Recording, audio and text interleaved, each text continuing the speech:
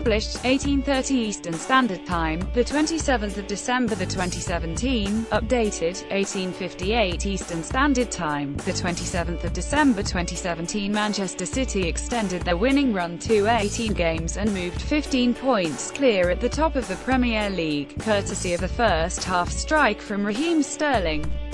Defender Vincent Kompany was brought off after 11 minutes due to injury, and Sergio Aguero had an effort ruled out for offside. Sportsmail's Craig Hope was at St James Park to highlight 5 things he learned from Wednesday night's solitary Premier League clash. England manager Gareth Southgate. Watchers on Gareth Southgate was in the stands to watch 6 English starters, and at least Newcastle captain Jamal Lascelles had plenty of opportunities to showcase his defending, although the England boss would not have been too impressed by his part in Raheem Sterling's opener, failing to show enough urgency in closing down the City winger. Sterling's 17th of the season, however, is yet more evidence of his progress, and Southgate will be looking at him as an almost certain starter ahead of next summer's World Cup.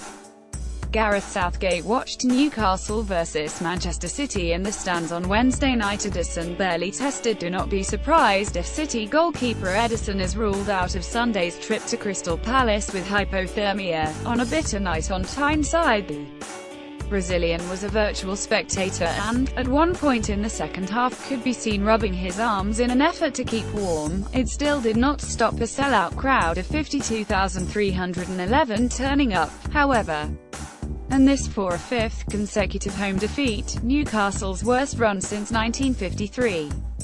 Manchester City's was largely a spectator and could be seen rubbing his arms to keep warm. Alexander Mitrovic plans to leave Newcastle. Newcastle cult hero Alexander Mitrovic looks to have played his last game for the club after telling a newspaper in his native Serbia, "I love Newcastle, but it's time for me to look more to myself, to find the best solution for my career. They love nothing more than a rendition of Mitro's On Fire in the Gallowgate end." Sadly, for his loyal followers, he's been out in the cold under Rafa Benitez for some time, and the manager is desperate to get a few quid for the striker in January, although that will be nowhere near the £13 million they paid Anderlecht in 2015.